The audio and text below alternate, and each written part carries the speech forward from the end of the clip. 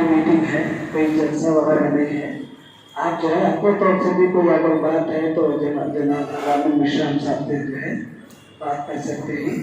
ये कोई बड़ा जलसा वगैरह नहीं है, ये मुशावरे की मीटिंग है। आप अपने ख्यालात आपके सामने रख सकते हैं, वो भी अपने ख्यालात जो है हम लोगों के साथ रखेंगे इंशाअल्लाह।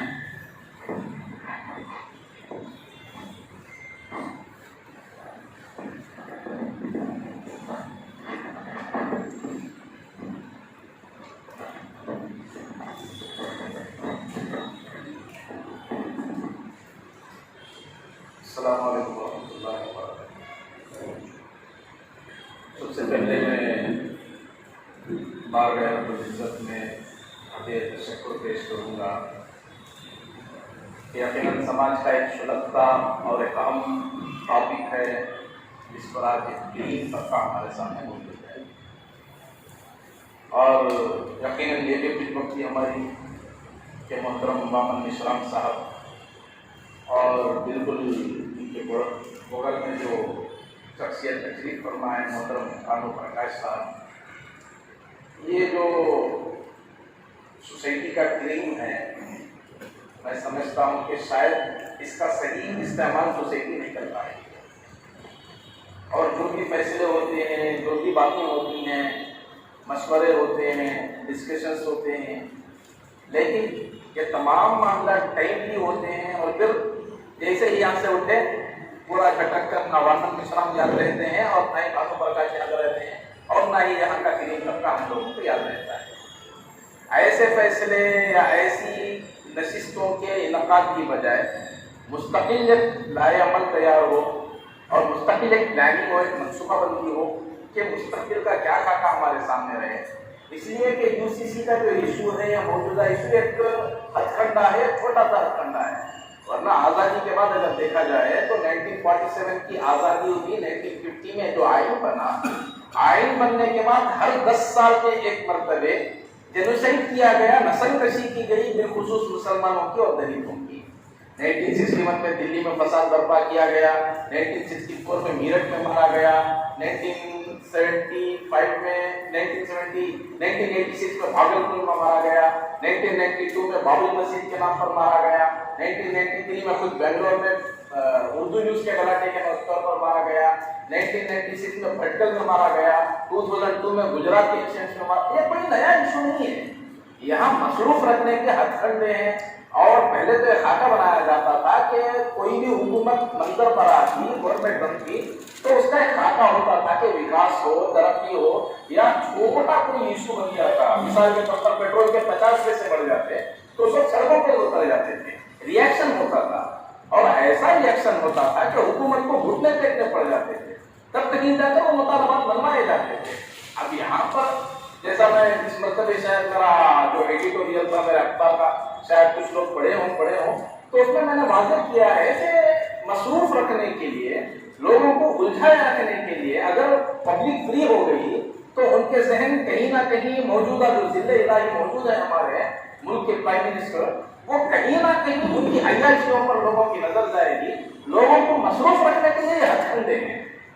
ये मसले का हल फिर जब जैसे ही हम लोग खामोश हो जाएंगे फिर एक नया मुद्दा आएगा, एक नया हथकंडा आएगा। ये कोई नई चीज नहीं है।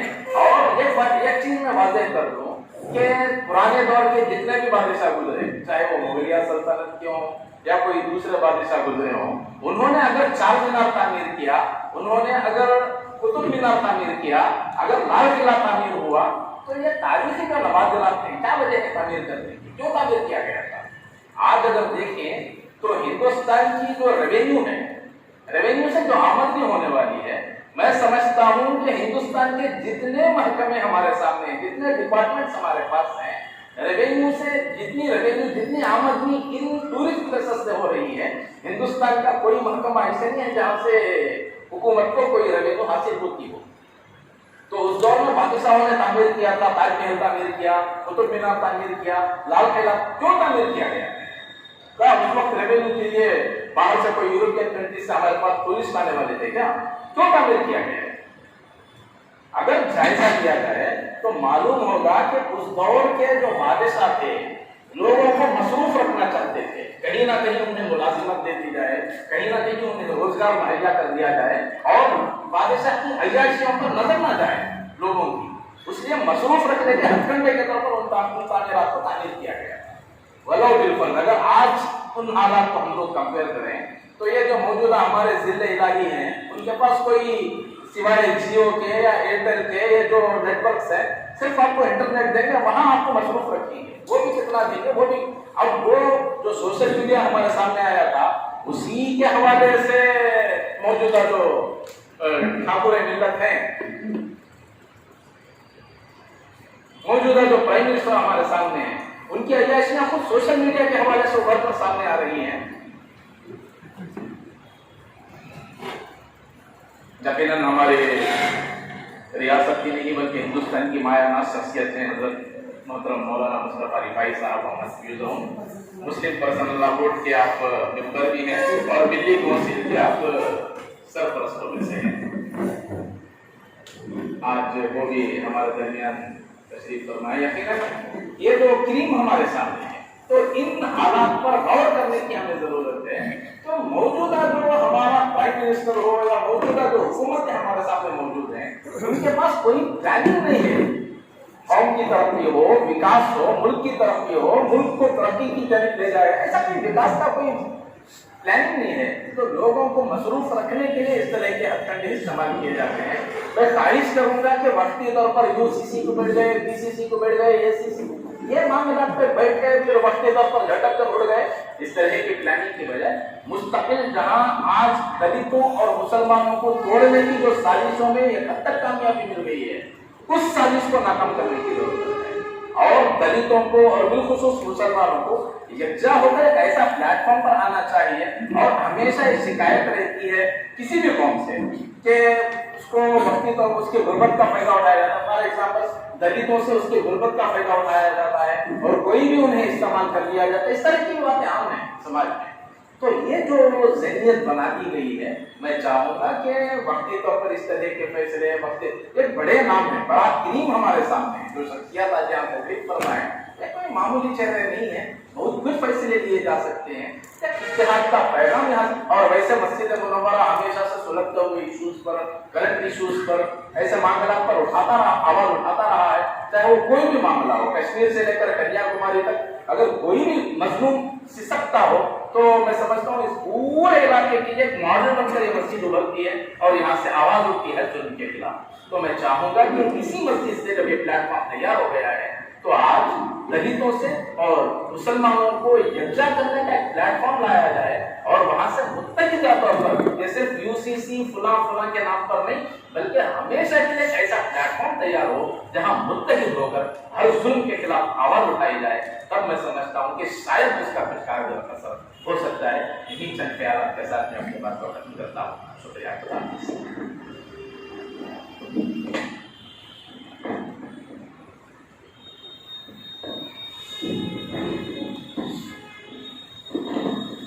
माशाअल्लाह हमारे एडिटर जनाब इब्राहिम नबी साहब ने कहा कि हम जो है सिर्फ सुलगते हुए मसाइल में जमा होते हैं, फिर जैसे ही वो मसला ठंडा हो गया हम सब बिखर जाते हैं और हम यही 70 साल से करते आ रहे हैं। जैसे मिसाल मशहूर है कि बंदर जो है बारिश के वक्त में जो है परेशान होकर इरादा करता है कि मैं कल घर बनाऊंगा, जैसे कल आता है तो एक दरख्त से दूसरे तरफ छलांग लगाते हुए फिर जो है बारिश के वक्त में फिर इरादा करता है। ये जो है हमारी हालत जो हो चुकी है। अब ये यूनिफॉर्म सिविल कोड ये जो है बहुत ही हसास मसला है और मुस्लिम पर्सनल लॉ बोर्ड इसे जो है फॉलो कर रहा है और मुस्लिम पर्सनल लॉ बोर्ड के सबसे बड़ा चेहरा हजरत सैयद मुस्तफा रिफाई जिलानी दामद बरकातुहू हमारे दरमियान तशरीफ फरमा है। मैं जो है हजरत से गुजारिश करने से पहले हमारे जनाब बामसेफ के सदर जनाब इस्लाम साहब से गुजारिश करता हूँ कि वो अपने ख्यालात का इजहार फरमाए और आखिर में हजरत के मुस्तफा रिफाई साहब दामद बरकातुहू की दुआ से जो है मजलिस का इख्तिताम करेंगे।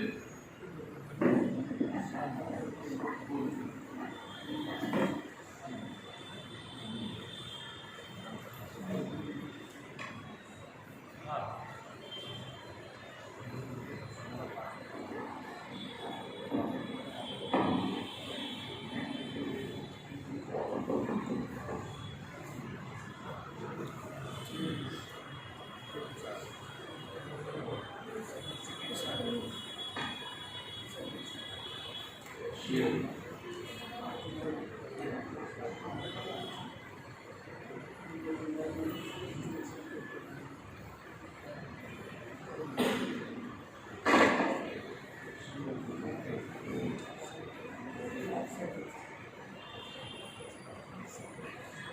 गौर नए स्पीकर जो है अभी हजरत रिफाई जिलानी दामन बरकातहू के साथ तशरीफ लाए जनाब अफसर साहब, उनसे गुजारिश है कि वो यूसी से मुताल्लिक 2-4 मिनट में अपने राय का इजहार फरमाएं।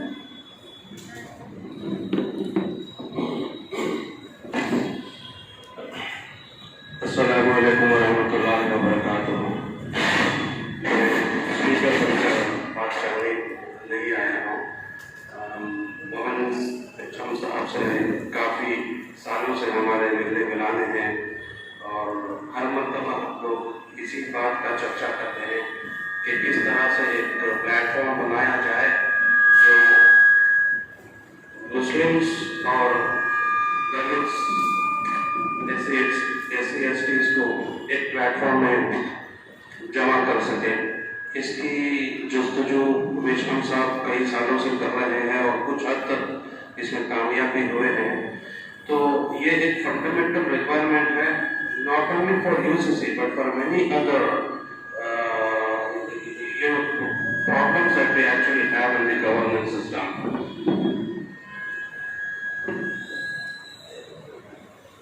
UCC के बारे में मैं बस यही बताऊंगा कि जिस तरह के वेरिएशंस हैं पर्सनल लॉस में, मुसलमानों में मैं समझता हूँ we don't have to jump into the ground immediately as such, क्योंकि जितने वेरिएशंस दलित समाज में, SC/STs में, नॉर्थ ईस्ट में, आदिवासी में जो है, इनके अंदर यूनिफॉर्मिटी लाना नामुमकिन है। It is not possible at all.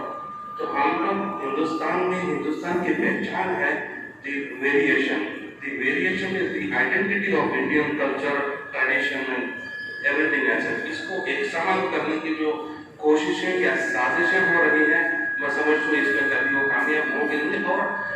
और इम्पोर्टेंटली हर मर्तबा किसी चीज़ को लागू करने की कोशिश की जाती है तो उसको सबसे पहले सवाल ये होता है कि प्रॉब्लम क्या है जिसके बारे में आप सोल्यूशन दे रहे हैं।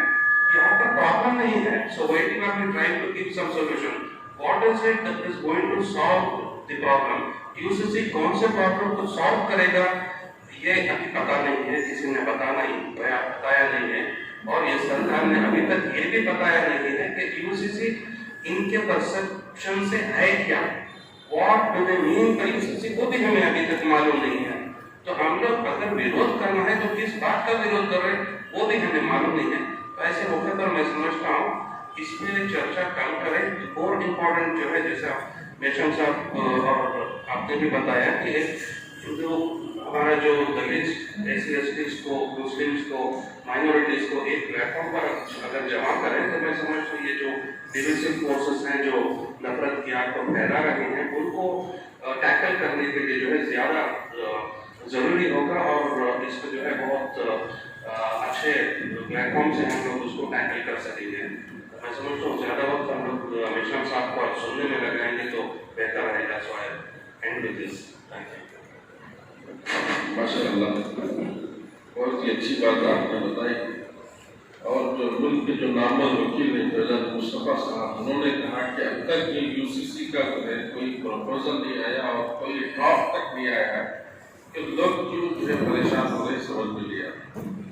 तो बहरहाल मैं जो है जमील मिलन साहब से गुजारिश करता हूँ कि 2 मिनट में अपने ख्यालात का इज़हार करना है।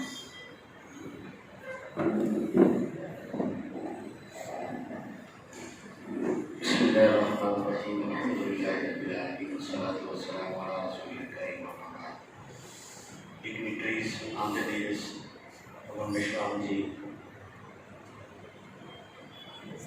Shah Qadri Sayyid Mustafa Rifai, Nahvi Jilani Nawal, and others on the days and after days.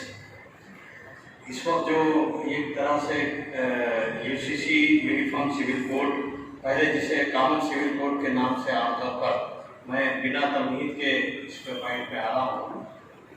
Common civil code के नाम से बहुत पहले जो है इसकी चर्चा होती थी और मुल्क भर में इसको कॉमन सिविल कोड में लाने की बात होती थी। उससे हटकर जो यूनिफॉर्म सिविल कोड अब ये लाया गया है या फिर लाने की बात हो रही है या फिर ड्राफ्ट बनाने की बात हो रही है, और जो उत्तराखंड में जो ड्राफ्ट बन गया है उसी को पूरे मुल्क में कराने की बात हो रही है।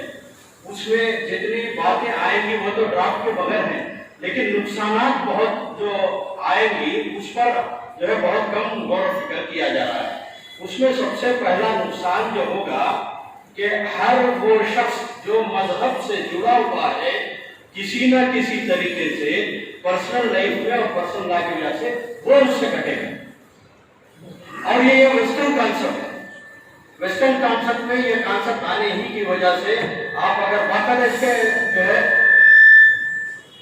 इसके जो है डेटा अवेलेबल हैं कि जो है डाइवर्स का रेट कितना है, और ये आप तफसील में जाऊंगा तो बहुत है, पॉइंट टू पॉइंट में बोलूंगा तो विदाउट मैरिज के चाइल्ड्स जो हैं 100,000 है। अमेरिका का एक सुबह ही में जो है एक स्टैटिस्टिक पढ़ रहा था कि विदाउट मैरिज 1000 चिल्ड्रंस को अगर जमा कर लिया जाए अमेरिका में तो विदाउट मैरिज 530 चिल्ड्रंस।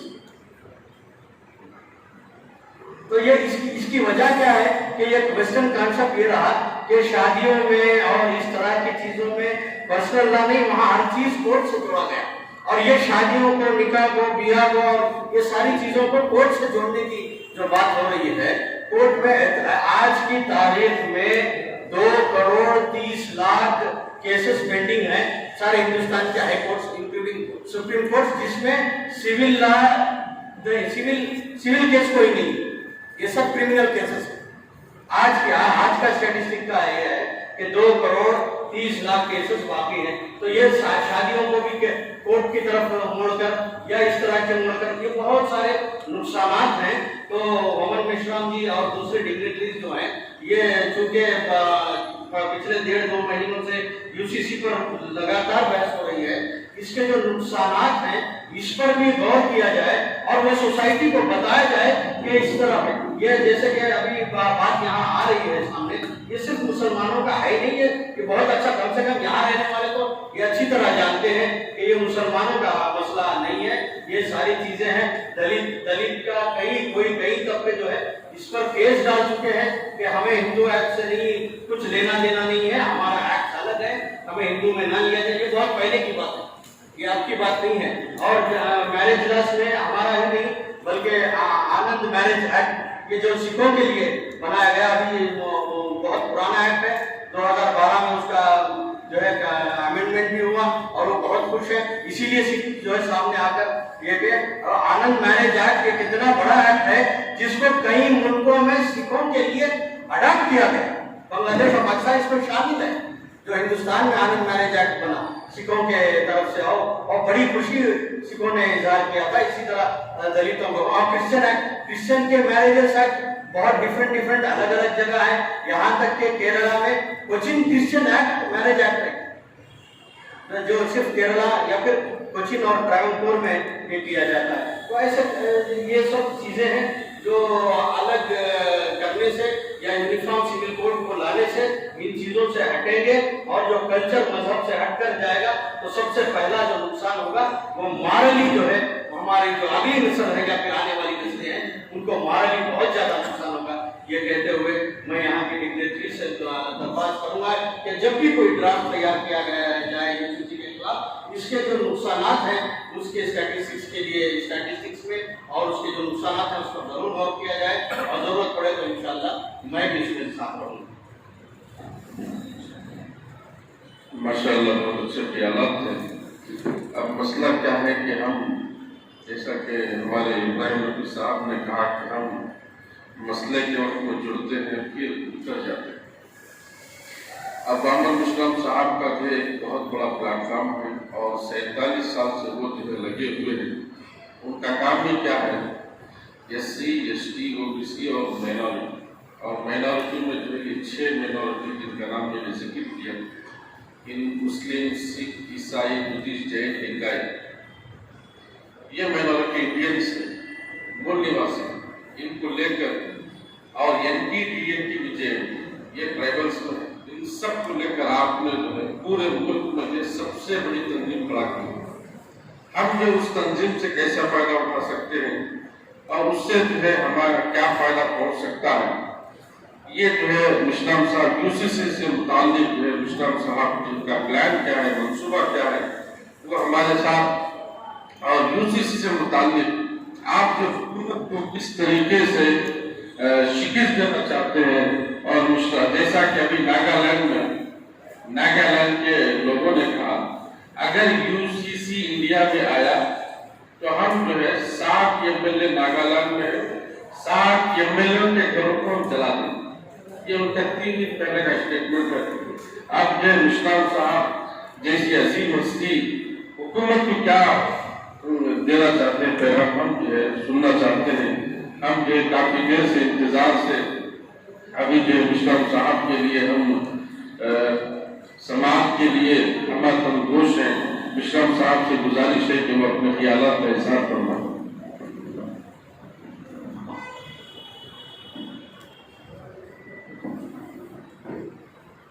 साथियों, यूनिफॉर्म सिविल कोड 2024 में जो चुनाव होने जा रहा है,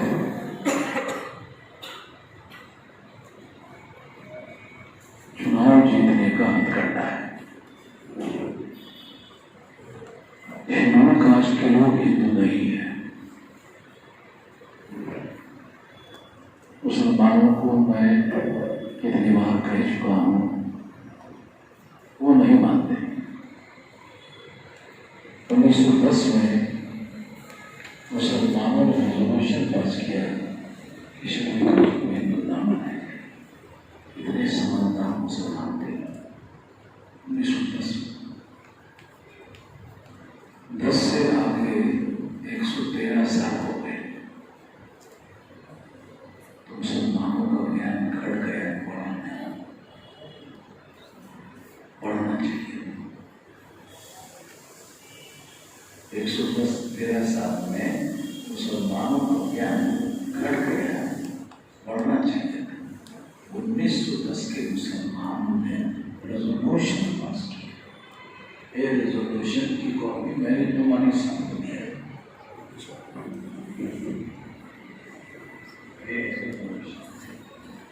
वो ये कह रहे थे रेजोल्यूशन में कि शेड्यूल कास्ट को, शेड्यूल ट्राइब को दोनों हिंदू ना माना जाए।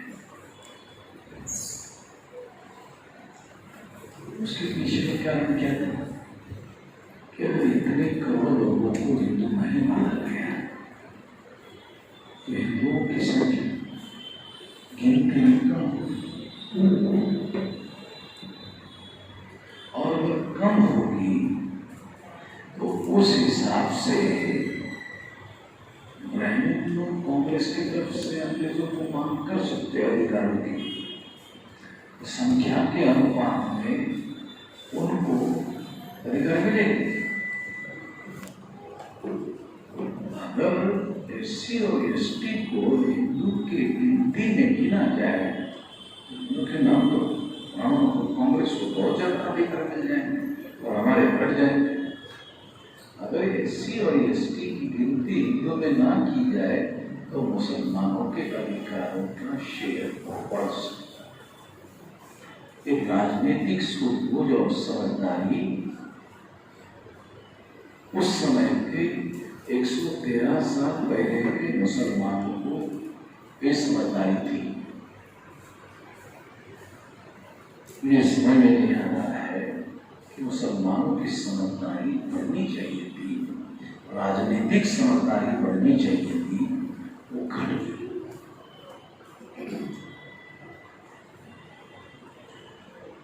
मैं बार बार ये बात समझाता हूँ, डाटा के साथ समझाता हूँ। मैं तो अब ये बात कह रहा हूँ सारे देश भर में कि शेड्यूल कास्ट के लोग हिंदू नहीं है। ये ब्राह्मण धर्म के लोगों को अगर आप हिंदू मानते हो तो ब्राह्मणों ने हमें अछूत बनाया। ये तो छूने लायक नहीं। आप कहते हो जो छूने लायक नहीं है वो भी हिंदू है और जो छूने लायक है वो भी हिंदू है। ये तो समझ नहीं आता। मुसलमानों का दिमाग जो है वो इतना कमजोर है, ऐसा मैं मानने के लिए तैयार नहीं।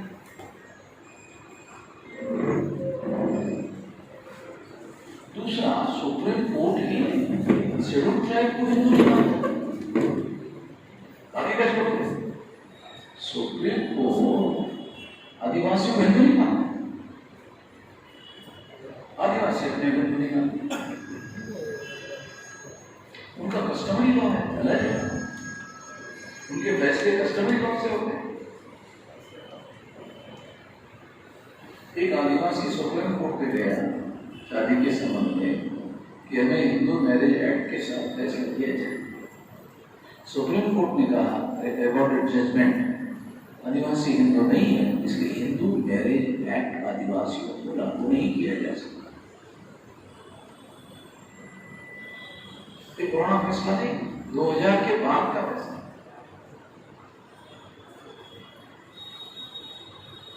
तो मैं ये कहना चाहता हूँ कि मुस्लिम्स लोगों को ये जो राजनीतिक समझदारी जो है, इससे जुड़े हुए साइड से यूसीसी भी राजनीतिक समझदारी से जुड़ा हुआ मामला है। यूसीसी लाने वाले नहीं है। 2024 के लिए एक सोशल छोड़ा गया है, लाने वाले नहीं है। क्यों? क्योंकि पुराना जो तजर्बा है मुसलमानों के बारे में, ब्राह्मणों का, यूसीसी की बात करें तो मुसलमान आपका बुरा हो जाएगा, रिएक्शन करेगा, सड़क पर उतरेगा, बवाल खड़ा करेगा, और जितना ज्यादा बवाल खड़ा करेगा उतना ज्यादा हिंदू मुसलमान का ध्रुवीकरण होगा। जो शेड्यूल कास्ट के लोग हिंदू नहीं है, जो शेड्यूल ट्राइब के लोग हिंदू नहीं है, जो बैकवर्ड क्लास के लोग ब्राह्मणों में शूद्र बना रखे हुए हिंदू नहीं है, वो मुसलमान के रिएक्शन करते ही हिंदू बन जाते हैं, या ब्राह्मण लोग उनको मीडिया के द्वारा हिंदू बनाने में कामयाब हो जाता है। ये देश की राजनीति चल रही है, इसका संबंध संविधान के एडल्ट फ्रेंचाइज से है, प्रौढ़ मताधिकार से है। हर 21 साल के व्यक्ति को वोट का अधिकार था। ब्राह्मण धर्म ने शेड्यूल कास्ट को कोई अधिकार नहीं, शेड्यूल ट्राइब को कोई अधिकार नहीं, बैकवर्ड क्लास जिसको ओबीसी कहा जाता है वो वर्णा सिस्टम में शूद्र है, शूद्र को कोई अधिकार नहीं था। इस संविधान ने उनको वोट का अधिकार दिया और उनकी संख्या 74.5% होगी। अब वो डिसाइड करते प्रधानमंत्री कौन होगा।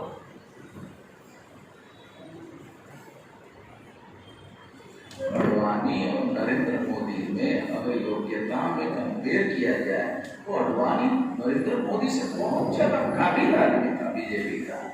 आरएसएस ने उसको प्रधानमंत्री बनने के बजाय, बनाने का प्रस्ताव के बजाय, नरेंद्र मोदी एक स्टेट का मुख्यमंत्री था, उसको प्रधानमंत्री का कैंडिडेट है। क्यों? 52% का रिप्रेजेंटेटिव है। अडवाणी आधा % भी लोगों का प्रतिनिधि नहीं है। तो वोटों का ध्रुवीकरण करने के लिए नरेंद्र मोदी को लाया गया ताकि मोदी के नाम पर 52% ओबीसी के लोगों के वोट लिए जाए। ये वोट का मामला है, यूसीसी का मामला नहीं है। वो क्या, यूसीसी का मामला लाने की चर्चा शुरू की गई, लाया नहीं। कोई ड्राफ्ट भारत के लोगों के सामने नहीं रखेंगे, ऐसा मुझे नहीं लगता है। क्या हुआ? मुसलमानों के द्वारा जो रिएक्शन किया जाना चाहिए था, मुसलमानों ने नहीं किया।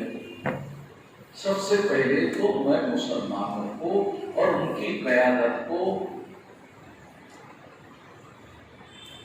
शरणागत होने के पहली बार मुसलमानों ने और उनकी क़यादत ने इतना समझदारी का काम किया। मुझे इसके पहले मुसलमानों के द्वारा इतनी समझदारी का काम किया ऐसा कोई एग्जाम्पल मुझे दिखाई नहीं। बाबरी मस्जिद राम जन्मभूमि के मुद्दे पर मुसलमानों ने जो सैयद शहाबुद्दीन के नाम पर जो गलतियां की, उसकी वजह से एक छोटी पार्टी जिसके 1-2 मेंबर पार्लियामेंट हुआ करते थे, अरे उस सेंट्रल गवर्नमेंट में आ गए। अथवा रिकॉर्ड देख लो, बाबरी मस्जिद राम जन्मभूमि के आंदोलन के पहले का जनसंघ का रिकॉर्ड 1-2 लोग चुन गए। बाबरी मस्जिद राम जन्मभूमि का आंदोलन खड़ा करने के लिए जब 77 में जनता पार्टी की सरकार बनी तो फॉरेन मिनिस्टर अटल बिहारी वाजपेयी बने, तो क्या आप लोग जानते हो कि बड़े अधिकारी सैयद शहाबुद्दीन थे अटल बिहारी के नीचे। सैयद शहाबुद्दीन को अटल बिहारी ने बुलाया, अरे क्या कर रहे हो नौकरी में, यार मजा है, फॉरेन सेक्रेटरी हो भाई, बुद्धिमान आदमी हो, मेरिट का आदमी हो, अटल बिहारी के कहने पर सैयद शहाबुद्दीन जो है बाहर आए, बाबरी मस्जिद एक्शन कमेटी बनाए, और बाबरी मस्जिद एक्शन कमेटी बनाने के बाद बीजेपी ऐसा छलांग लगाते लगाते लगाते लगाते आज 303 सीट पर पहुंच गई। आप थोड़ा सा बैकग्राउंड हिस्ट्री पढ़ो तो आपको पता चलेगा सैयद शहाबुद्दीन के पॉलिटिक्स में आने के पहले का और सैयद शहाबुद्दीन के मैदान में आने के बाद का आपको क्लियरली दो डाटा आपको मिल जाएगा, बीजेपी का इमरजेंस पता चल जाएगा। तो यूसीसी यूनिफॉर्म सिविल कोड इन मुसलमानों को रिएक्शन में भड़काने के लिए एक रणनीति बनाई गई, जिसकी चर्चा कराएगी, कोई राय नहीं, चर्चा कराएगी। दूसरी बात, मुसलमानों ने कोई रिएक्शन नहीं किया तो मामला हिंदू मुसलमान हो नहीं रहा। जब हिंदू मुसलमान का वो मामला बन नहीं रहा तो ऐसे बीजेपी को लग रहा है कि चुनाव भी नहीं सकते। हिंदू मुसलमान का होगा तो झोली भर के सारे वोट मिल जाते हैं, कुछ भी किए बगैर। अब आरएसएस को बीजेपी को चुनाव में लोग पूछेंगे उनने 10 साल में क्या तीर्माना बना, 2003 कुछ नहीं। आरएसएस भाजपा को चुनाव में लोग पूछेंगे, चुनाव में ही तो मौका होता है लोगों को पूछने का, पूछेंगे क्या तीर्माना बना। 10 साल मौका दिया आपको, आप बोले तीसरा का मौका चलो देते, पहले बताओ 10 साल में तीर क्या मारा वो बताओ, तो तीसरी बार दे ये खुद आरएसएस बीजेपी के लोग मान रहे हैं कि हमारे पास जनता को बताने के लिए चाहिए तो चुनाव कैसे जीते, हिंदू मुसलमान के दिशा में आगे लेके जाना होगा। उसका एक मात्र तरीका है मुसलमानों को भड़काए बगैर, उनको रिएक्शन में कन्वर्ट किए बगैर हिंदू मुसलमान का ध्रुवीकरण हो नहीं सकता। सबसे बड़ा तरीका मुसलमानों को रिएक्ट करने के लिए उनको इनडायरेक्ट वे में बता दो, कॉमन सिविल कोड से शरिया कर्म बिल्कुल नहीं मानते। तो मैदान में तो कुछ मैं तो मुसलमान हो जाए, फिर तुम तो मुसलमान चुनाव आ जाए, चुनाव में वोट मिल जाएंगे, अगले टर्म में देखेंगे इसको कानून बनाने का मामला है थोड़ा सा और देखना पड़ेगा, बहुत सारी बातें करनी पड़ेगी। अब फसल काटने के बाद किसी दिन हम आ नहीं भाई, थोड़ा शांति से सोचे,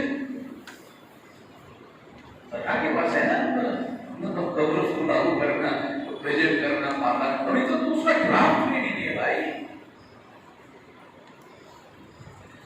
ये राजनीति समझना जरूरी है, मुसलमान की समझौता सोचा जा सकता है कि सबसे बड़ी मुसलमानों की गलती मुस्लिम मसला को भी हो रही नहीं, वो आने को देते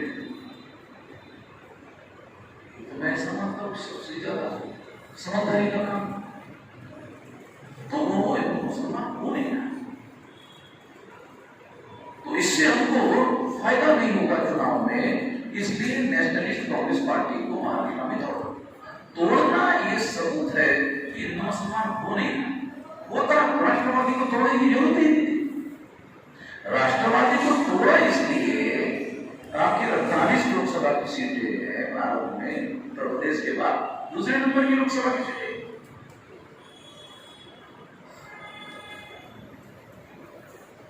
दूसरा, नरेंद्र मोदी के अगेंस्ट में अगर कोई चेहरा है तो वो अकेला चेहरा से होता है, जिसके पास 4 बार मुख्यमंत्री महाराष्ट्र जैसे बड़े स्टेट में, उसके बाद 3-4 बार सेंट्रल में मिनिस्टर, और रीजनल पार्टी के लगभग सारे दल उसको रिकॉग्नाइज करते। मोदी को लगता है और ही मेरे खिलाफ चुनाव में जीत और ये बात मैं हम लोगों को इसलिए बता रहा हूँ कि उसको मौका दें। ये सबूत इस बात का है कि हिंदू मुसलमान का ध्रुवीकरण हो नहीं रहा। तो मैं मुस्लिम साथियों को और जो क़यादत है मुसलमानों की, उन्होंने जो संयम बरतने का काम किया वो। अब दूसरी 7 अगस्त को हमने राष्ट्रीय आदिवासी एकता परिषद के द्वारा आदिवासियों के द्वारा भारत बंद का ऐलान किया।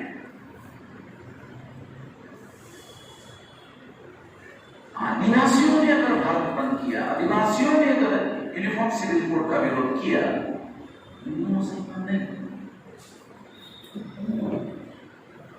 मुसलमान मैदान में उतरने से हिंदू मुसलमान हुआ।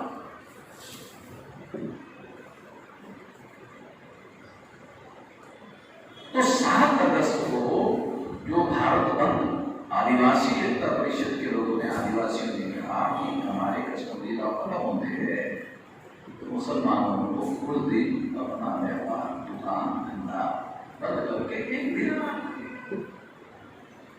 बयान नहीं देने का समर्थन दे रहे हैं, विरोध कर रहे हैं, घर में बैठे रहे। बयान दोगे तो उनके मीडिया वाले लिखेंगे, अरे ये आदिवासी लोगों ने मुसलमानों के लिए किया है। चुप देखे शांति से ये घर में बैठे समर्थन देने का ऐलान, नाम देने का नहीं है। बिजली धंधा दुकान ओके विशेष कहते हैं, अरे तो आदिवासियों का भारत बंद जो है आदिवासी इलाकों में और दूसरे इलाकों में इसको बहुत ज्यादा विरोध है। मैंने बयान दिया कि शेड्यूल कास्ट और बैकवर्ड क्लास के लोग जो है आदिवासियों का समर्थन करेंगे। मेरे पास 567 रिजर्वेशन है मेरे पास, मैं 52 में सा इंडिविजुअल थोड़ी पैसा की आवाज इंडिविजुअल नहीं, 567 जीरो में मैं लोगों को तैयारी कर रहा हूँ कि शेड्यूल कास्ट के लोग आदिवासी का समर्थन करेंगे, ओबीसी के लोग आदिवासी का समर्थन करेंगे। अब ओबीसी के लोग और शेड्यूल कास्ट के लोग मुसलमान को भारत करेंगे या भारत का समर्थन करेंगे, ये हिंदू मुसलमान नहीं, यही लोगों को तो हिंदू बनाते भारत ब्राह्मण को, एससी एसटी ओबीसी को मुसलमानों के विरोध में, इन्हीं का तो इस्तेमाल करते हैं मुसलमानों के विरोध में। आपने कभी सुना 3.5% ब्राह्मण मुसलमानों के घर पर चल कर आए और हमला किया, फसाद किया? एक एग्जाम्पल नहीं है। 3.5% ब्राह्मण शेड्यूल कास्ट शेड्यूल ट्राइब मुसलमानों को हिंदू के नाम पर मुसलमानों के विरोध में भड़काते हैं।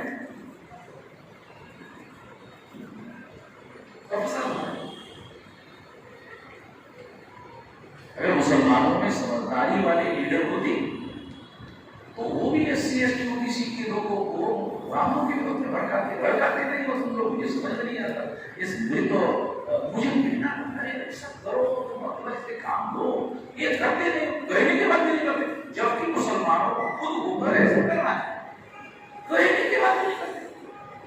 ऐसा करो, ब्राह्मण लोग हमको तुम्हारे खिलाफ नहीं इस्तेमाल कर रहे, तुम ब्राह्मणों के खिलाफ तुम्हारे इस्तेमाल करो। ऐसा कोई दुनिया में मुझे तो ऐसा कहने वाला, कहने के बाद नहीं करते। मुझे तो समझ नहीं आता कि अगर मतलब क्या क्या है, कभी मुझे समझ में नहीं आता। ब्राह्मण लोग तो हमारे लोगों को गुमराह करके मुसलमान के रूप में इस्तेमाल करते हैं। आप लोग कहते हो एससी एसटी ओबीसी के लोग हिंदू है, आप लोग कहते हो ब्राह्मण भी हिंदू, ब्राह्मण तो हमें कभी नहीं मानते। अंग्रेजों के जमाने में मेरे पास डॉक्यूमेंट्री एविडेंस है, रिकॉर्ड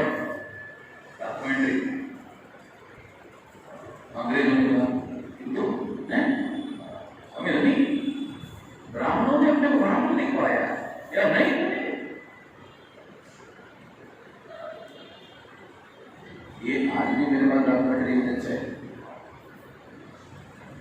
मगर सारे देश भर में अभी हिंदुओं के सबसे बड़े नेता ब्राह्मण नहीं होंगे। डाटा भी मुसलमानों को इकट्ठा करने की जरूरत है, क्योंकि आपको अपनी स्ट्रेटेजी प्राप्त करना है। डाटा चाहिए ना आप लोगों के पास। तो हमारे मुकाबले में बहुत बड़ी उर्दू जर्नलिज्म है, पत्रकार है, बहुत सारे लोग हैं, तो उनके पास बहुत सारा डाटा है। अगर कोई डाटा नहीं है तो मेरे से ले लो, मैं आपको देता हूं।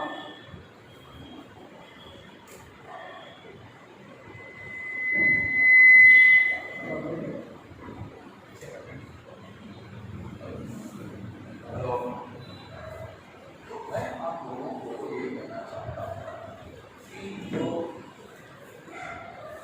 SC/ST OBC का मेन कॉन्ट्रडिक्शन है ये लोग। अब इन लोगों के बारे में अगर आपको ज्यादा समझदारी दिखानी है, एक शब्द बताता हूं। ये 3000 साल के जाहिल लोग हैं, जिसका रिप्रेजेंटेटिव है, जिसका रिप्रेजेंटेटिव आप सब अफेक्टेड थे।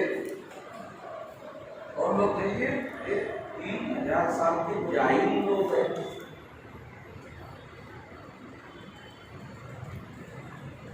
जाहिल से मतलब इनके शब्द आपको समझ आ रहा है, तो हमारा तो अनपढ़ शब्द है, ये अनपढ़ है, मुझे कभी मजा नहीं आता। एक्चुअल हमारे लोगों का रिप्रेजेंटेशन जाहिल शब्द से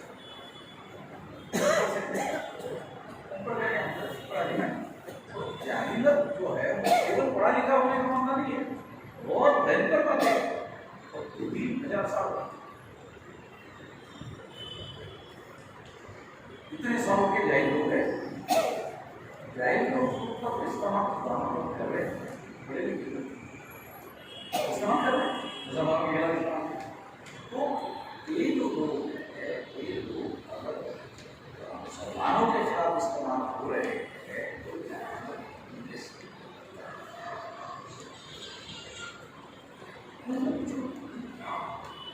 हिंदू होने का मतलब क्या जाहिल होता है क्या?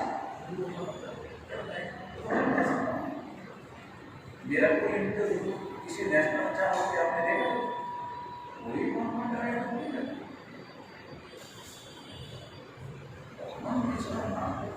भारत में पैदा हुआ तो मालूम नहीं होना चाहिए पैसा हो गया, मालूम नहीं होना। मेरी बात टीवी पे दिखाना पड़े बहुत लेकिन ऐसा आदमी पैदा ही नहीं है दुनिया।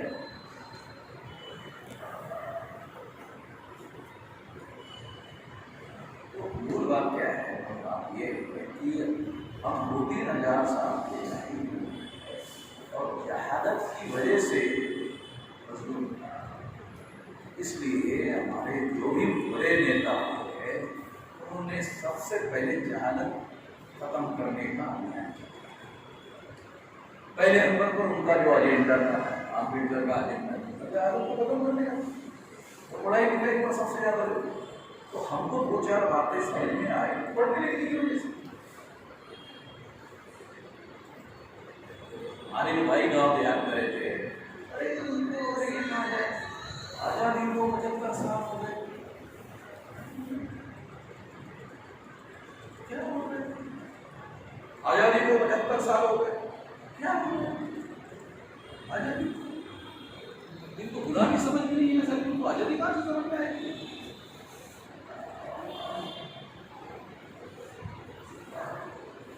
गुलामी समझ में आती है, उनको आजादी समझ में आती है। जिनको गुलामी ही समझ में नहीं आई, जिनको गुलामी का ही एहसास नहीं है,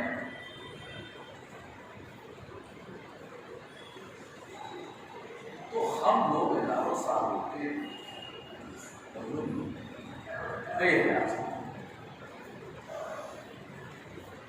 आप लोग को मजलूम बनाने का अभियान 15 अगस्त 47 से शुरू हुआ।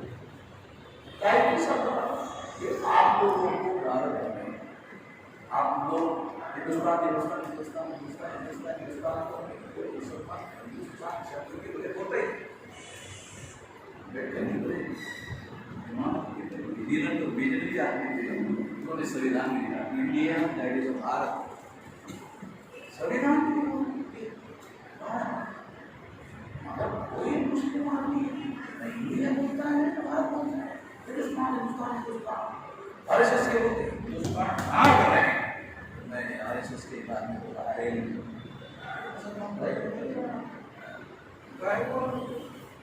बनाने की बात कर रहे हो, बनाने के लिए आरएसएस बनाया, अब साढ़े 75 साल से कोशिश कर रहे हैं। अरे उन्होंने पहले ही बना रखा है, मदद ले लो। मुझे समझने नहीं आता देश में क्या चल रहा है और आप लोग आपकी क़यादत और आपके लीडर्स जो है वो क्या कर रहे हैं, मुझे समझ में नहीं आ रहा कर क्या है। कभी-कभी मैं अपनी ही तसल्ली कर देता हूँ कि जो समझदार के शायद जो क़यादत जो लीडर करने लायक लोग थे शायद पाकिस्तान चले गए, और इस वजह से आज की तारीख में जो मुस्लिम है वो लैक ऑफ लीडरशिप की शिकार, नेतृत्वहीनता की शिकार है। इवन मुसलमानों को इनके क़यादत को ये समझ में नहीं आ रहा आखिर ये सिचुएशन जो देश में डेवलप की गई है उसमें किया जाए तो क्या किया जाए, वो भी समझ में नहीं आ रहा।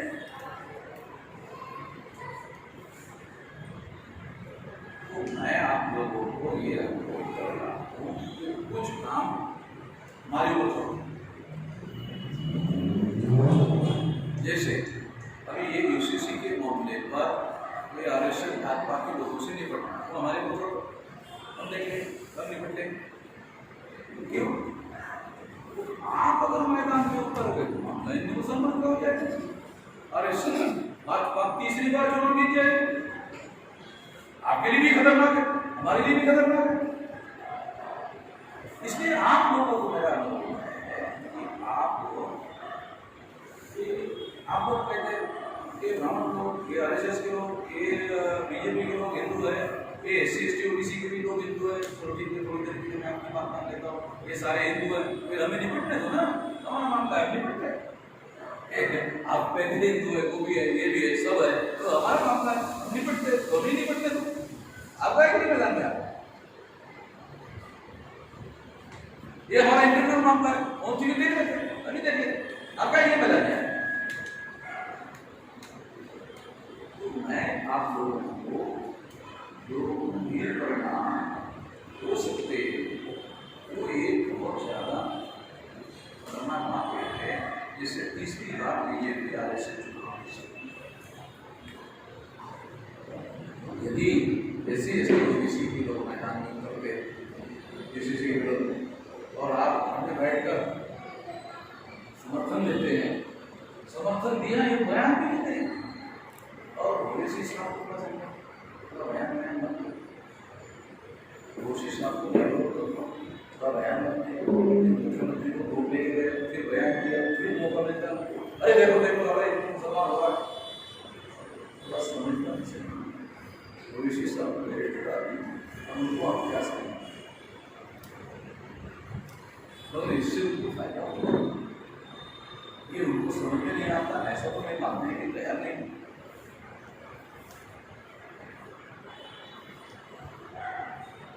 तो ये बात पहले हो सकता था कि ये मैदान में हमारे लोग लड़ने लायक नहीं है, आरएसएस भाजपा से है, अब है मैदान। मैं आपको सबूत के साथ रोस्टर्स पॉइंट्स का रखा 13 पॉइंट रोस्टर के रूप में मैंने मारा था 5 मार्च 2019 गणतंत्र है। केंद्र सरकार में आरएसएस बीजेपी को पीछे लेना पड़ा, विड्रॉ किया, इसका मतलब हमारी संगठन की ताकत है। उसके बाद जो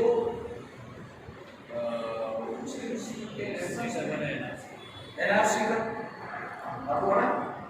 मुसलमानों ने ये माना, उन्होंने भी ये माना, ये NRC तो मुसलमानों को ऐसा करेंगे वैसा करेंगे। मैं आपको आसाम का आसाम 40,000 लोगों को नागरिकता के अधिकार से वंचित किया, उसमें 5 लाख मुसलमान। इसका मतलब है 15 लाख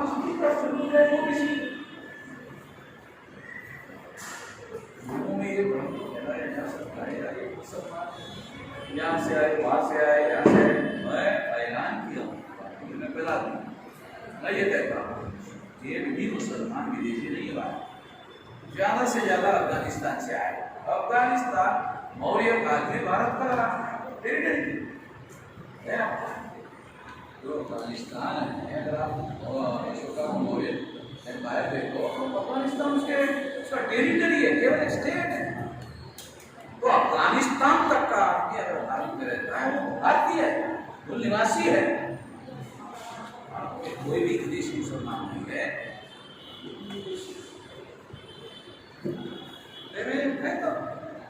ब्राह्मण यूरेशिया से आया हुआ है, मुसलमान यूरेशिया से या अफगानिस्तान से आया हुआ नहीं है। अगर अफगानिस्तान से आया भी है तो अफगानिस्तान भी भारत का हिस्सा था, वो भारतीय है, वो निवासी है। मैं कह रहा हूँ जो ब्राह्मण यूरेशिया से आया विदेशी, वो मुसलमान को विदेशी कैसे कह सकता है? खुद ही विदेशी है, उसके सर्टिफिकेट मतलब नहीं है। मेरे सर्टिफिकेट का इंपॉर्टेंट है, मैं वही ध्यान रहा हूँ निवासी, मेरा सर्टिफिकेट इंपॉर्टेंट। वो है मुसलमान, वो सारे मुसलमान भारतीय लोग, वो निवासी लोग। और मुसलमानों को बड़े गर्व से और फख्र से कह रहे हैं मुसलमान निवासी, गौरव से कह रहे हैं। हम कहे ना कहे मुसलमान है, मुझे नहीं आगे बोले हमारे बाप दादा अरे नहीं पैदा। तो मैं आखिरी बार कहना चाहता हूँ कि हम लोग 4 सालों के मजलूम हैं। मुसलमानों को 15 अगस्त 47 से मंजूर बनाने का अभियान शुरू किया। आजाद भारत में मुसलमानों को मंजूर बनाने का अभियान किया। इसमें मेजर रोल आरएस भाजपा का नहीं है, कांग्रेस का। कांग्रेस के साथ नहीं कांग्रेस वालों को खेती और मेरी खेती को खेती लगी है और मेरे ढोल डंगर कांग्रेस वालों के खेती में जाके चढ़ रहे हैं, फसल का नुकसान कर रहे हैं। और उनके ढोल डंगर मेरे खेती में आके चढ़ रहे हैं और फसल का नुकसान कर रहे हैं। इस वजह से मेरा और कांग्रेस वालों का झगड़ा ऐसा कोई झगड़ा काम का झगड़ा है। जिसे आप कांग्रेसी कहते हो वो ब्राह्मण है। कांग्रेस की स्थापना चटर्जी, मुखर्जी, बैनर्जी, भोसले, टीलर, आगरकर सारे। कांग्रेस की स्थापना 1885 को ब्राह्मणों ने की। सारे डॉक्यूमेंट्री एविडेंस है।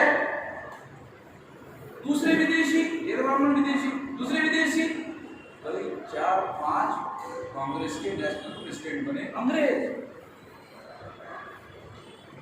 ये बात सोनिया गांधी ने फोटोग्राफ के साथ छापा, ये कांग्रेस के विदेशी नहीं है। कांग्रेस कितने अध्यक्ष हुए अंग्रेज तो फिर सोनिया गांधी ने फोटोग्राफ के साथ छापा तो वो जवाब हो गया। तो मेरा कहने का मतलब ये है कि जो देश है एक मानव की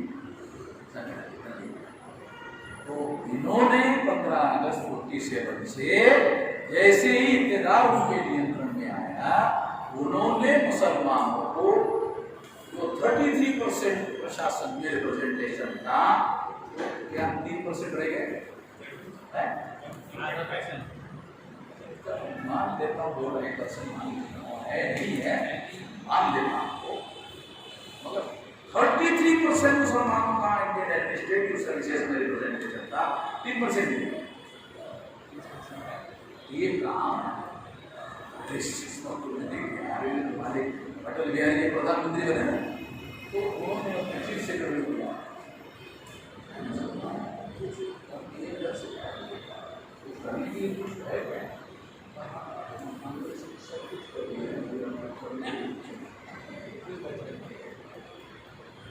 कैसे 3% से कम, आप इससे नीचे करेंगे तो 1.5 तेल चाहिए ना, तेल समझ रहे ना, इकोनॉमी में तेल के बगैर कैसे चलेगी देश का, तेल कैसे है, तेल कैसे आएगा?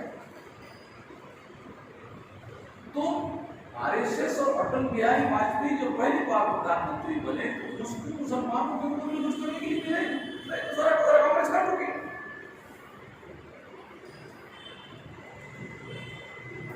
विधायी काम में कांग्रेस ने रिप्रेजेंटेशन धीरे अभी तो वो 0.5% नहीं, कांग्रेस में नहीं, बीजेपी का तो देखे ही नहीं, होते तो नहीं, तो लोग बढ़ गए।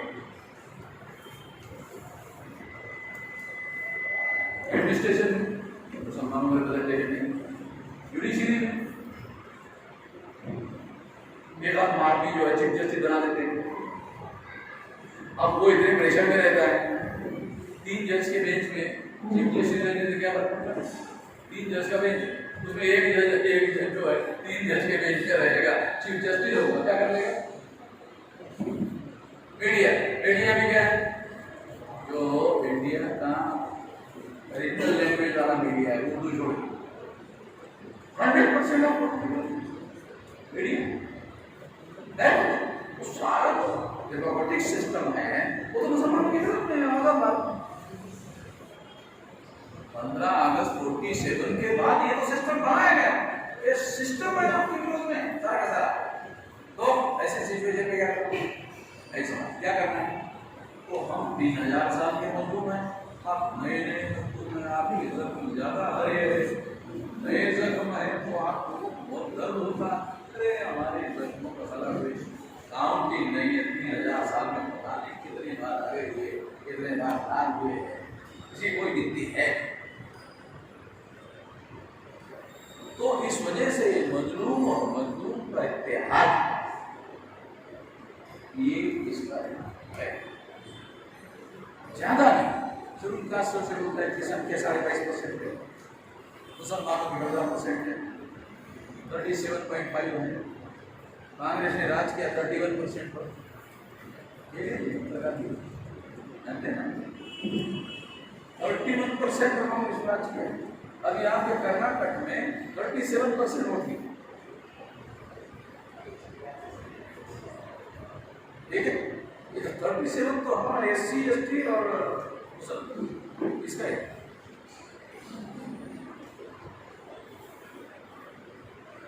मुसलमानों का सोच क्या है, जितने भी आपके कया बुद्धिमान लोग हैं, क्या मुझे हर बार एक सवाल, क्या है ठीक आपको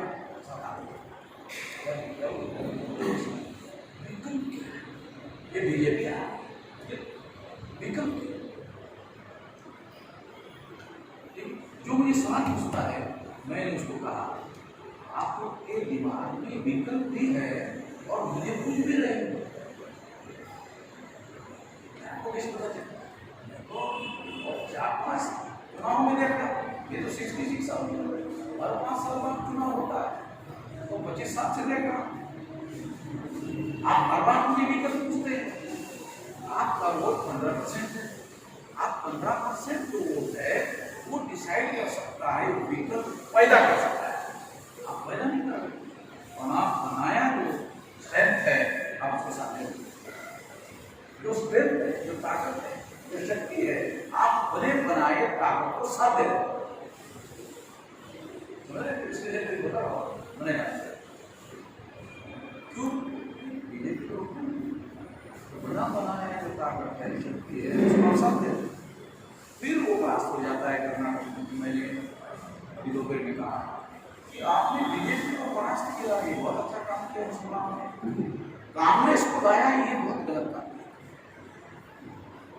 बहुत अच्छा काम किया उन्होंने, ये इधर बीजेपी को हराया, कांग्रेस को लाया, एक जालिम का विकल्प दूसरा जालिम कैसे हो सकता है? ये अभी तक किसी ने समझ नहीं, एक जालिम का विकल्प दूसरा जालिम